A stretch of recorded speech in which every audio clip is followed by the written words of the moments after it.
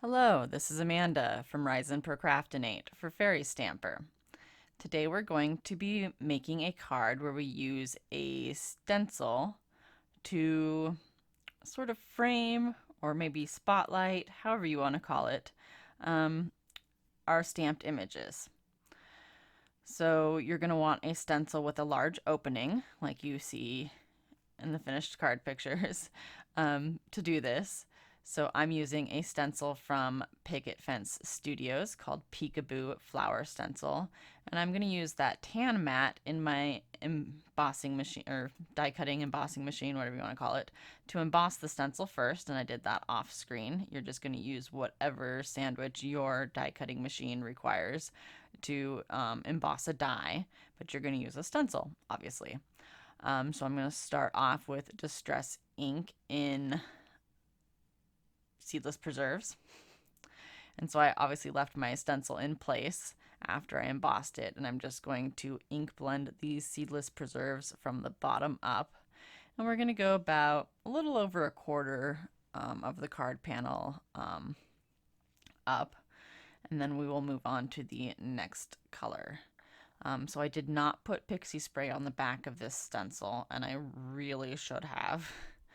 I just taped it down, and then I was hoping that the embossing would hold the stencil in place, but it really didn't. There's some delicate little leaves that are hanging into the middle of the stencil, and those delicate little, well, I guess they're not leaves, they're flowers. The leaves stayed in place, the flowers did not. So my next color here is Fired Brick, and as you can see, I'm having a little bit of trouble with that little flower there staying in place. So you're gonna watch me struggle there. So everything was pretty crisp except I think there's two flowers that I struggled with, and that one that I keep holding down. And then I think there's one on the other side that I struggled. So it ended up being fine in the end. It was just slightly blurry on those little flowers just because they kept moving on me. So now we are working on, what color was that? Spiced Marmalade. I'm just going to hold that little flower in place with my fingernail as I ink blend. Like I said, I really should have used pixie spray on this stencil because it's got those little delicate flowers, but live and learn.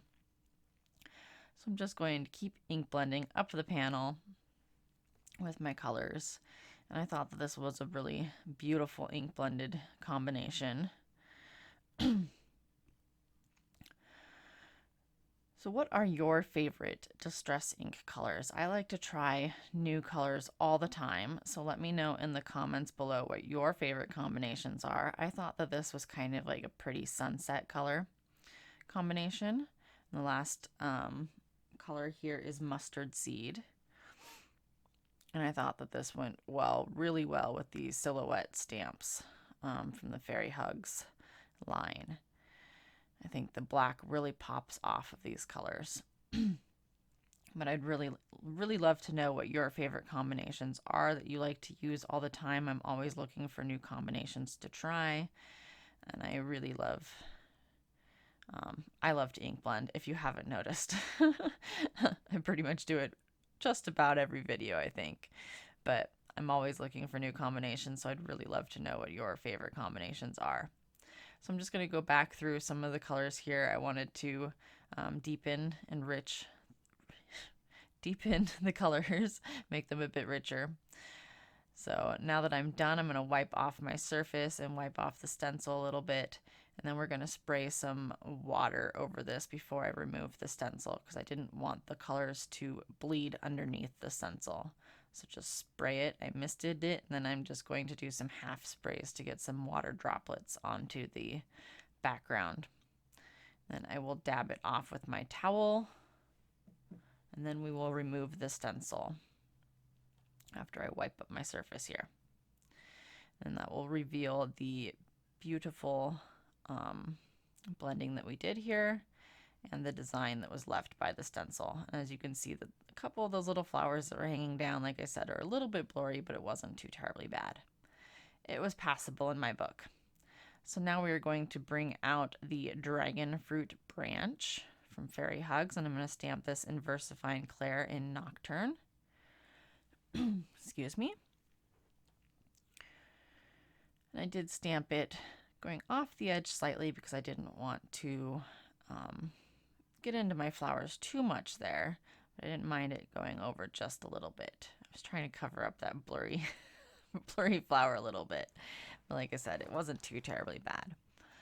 And then I'm going to bring out Azalea, which I think is probably one of my favorite fairies from the Fairy Hugs line. Don't mind my head there. I just wanted to make sure that once I moved my panel that she was going to be lined up exactly where I wanted her.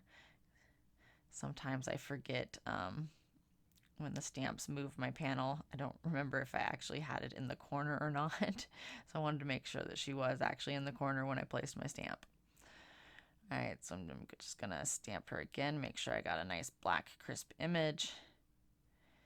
Then we are going to move on to the next step. I'm going to bring out some of my Jane Davenport palette pastels. This is from the Mineral Eyes palette. And I'm going to use, I'm probably going to butcher this, but this is the Sugilite color. It's just a nice purple color, and I thought it went nice with the Seedless Preserves.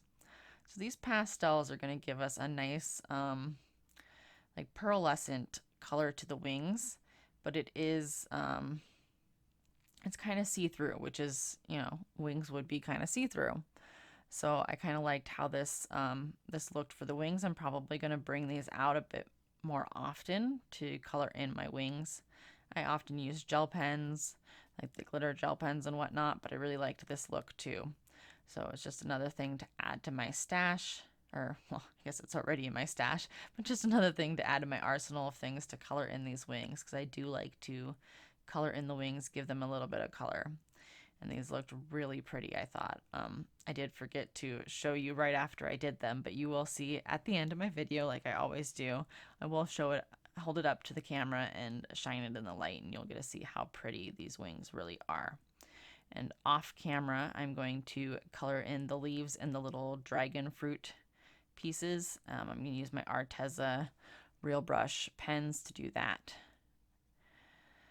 So I did decide to stencil on the inside of my card as well, and I'm just going to use the ink that is already on my brushes, so it's a very, very, very light color. So it is, so we'll be able to write over this without any problem. So right now it really doesn't look like I'm doing much here, but when I remove the stencil, you'll be able to see the very light, almost pastel-like colors that I've ink blended on here. I'm just doing the exact same colors that I did on the outside. Again, I'm going to struggle with these flowers because, again, I probably should have sprayed this with pixie spray, and I did not. So I'm just going to go through the colors again.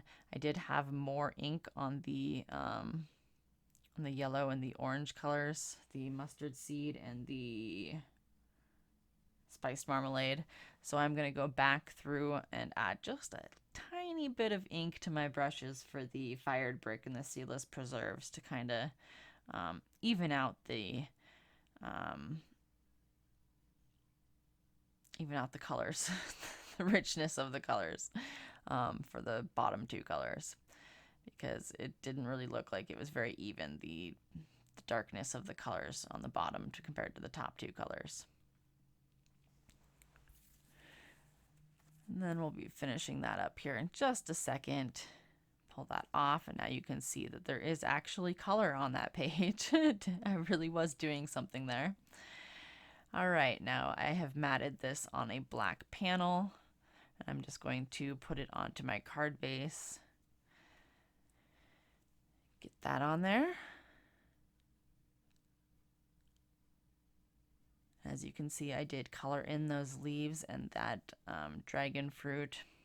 No fancy coloring or anything, I just filled them in. I think I did use 2 colors for the dragon fruit, but you really can't tell.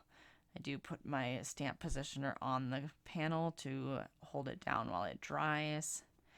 And this finishes up the card for today. As you can see, that pretty pearlescent shine from those palette pastels. I think that turned out gorgeous. I really love that. And there's the inside for you. And I hope that you enjoyed the card for today. The links for all the supplies that I used that you can find in the Fairy Hug store will be in my description box below. Links to the Fairy Hug store and my personal social media links will also be in the description box below. We'd also love it if you joined us over on the Fairy Hugs Facebook group where we share projects. All of our customers share projects. It's really fun. That will be in the description box below as well. I'd also love it if you subscribe to my personal channel and subscribe to the Fairy Hugs channel. All those links will be in the description box below. As always, have a great day.